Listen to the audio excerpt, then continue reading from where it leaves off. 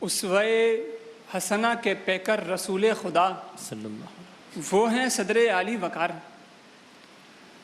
جو رؤوف و رحیم بھی ہیں، انک لعلی خلق عظیم بھی ہیں۔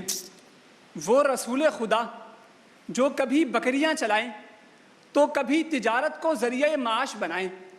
وہ رسول خدا جن کی تلاش میں بحیرہ راہب گھومے تو کبھی سرداران قریش جھومے۔ وہ رسول خدا جو شب ابی طالب کی سختیاں برداشت کریں تو کبھی نفرت کا پیڑ کاٹ کر انسانیت کی بھلائی کا دانہ کاشت کریں۔ کہ ذی وقار ان رسول خدا کی تمام شفقتیں دیکھ کر عالم انسانیت کا ہر ایک انسان یہ کہہ اٹھتا ہے لقد کان لکم فی رسول اللہ اسوۃ حسنہ۔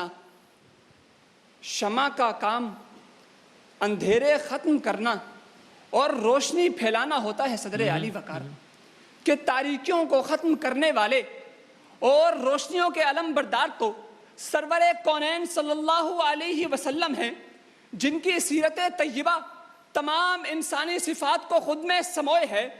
کہ بدر میں آپ توکل کریں تو احد میں صبر کریں، خیبر میں حملہ کریں تو خندق میں تدبیر کریں، حدیبیہ کے مقام پہ سیاست کے ذریعے فتح مبین حاصل کریں تو حنین میں یہ صدا لگائیں انا النبی لا کذب انا ابن عبد المطلب۔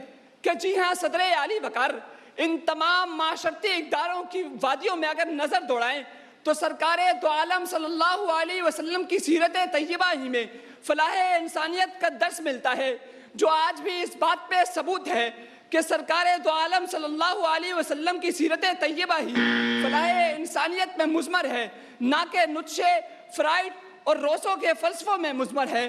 کہ شاہ دو جہاں تیری تعریف کے کیا کہنے، کہ تیری تعریف کے کیا کہنے، خود شاہد مرداں تیری تعریف کے کیا کہنے۔ شکریہ۔